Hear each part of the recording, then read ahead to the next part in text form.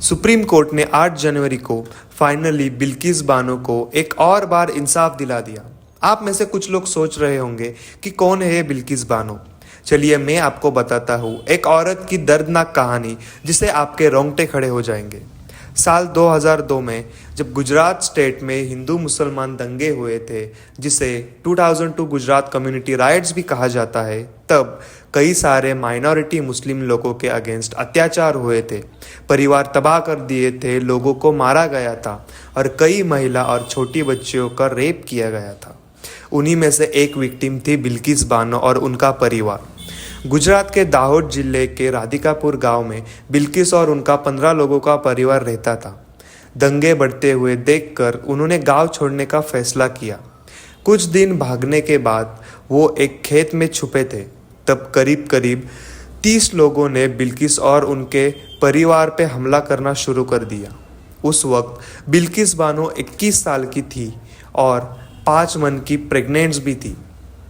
ये देखते हुए भी उन दरिंदों ने उनको मारपीट करके उनका क्रूरतापूर्वक सामूहिक बलात्कार कर दिया। उनके आंखों के सामने उनकी 3.5 साल की बेटी को पत्थर पर पटक पटक कर मारा।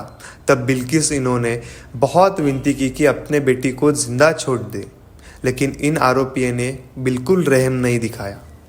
उनके बेटी के साथ ही उनकी माँ और चचेरी बहन के साथ सामूहिक बलात्कार करके उनकी हत्या कर दी गई।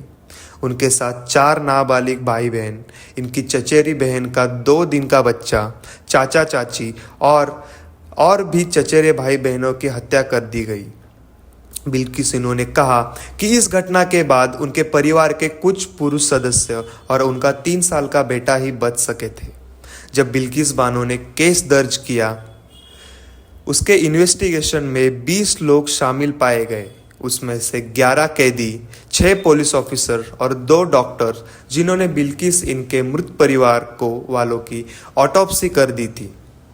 फिर ये केस गुजरात स्टेट से महाराष्ट्र स्टेट में ट्रांसफ़र हुआ और 2008 में इन 11 आरोपियों को उम्र कैद की सज़ा सुनाई गई। फिर उन कैदियों ने सज़ा कम करने के लिए बॉम्बे हाईकोर्ट में प्ली फाइल की, पर बॉम्बे हाईकोर्ट ने वो रिजेक्ट कर दी और 5 पुलिस ऑफिसर और 2 डॉक्टर इनको इंडियन पिनल कोड के सेक्शन 201 और 218 के अंडर सज़ा दिलवा दी।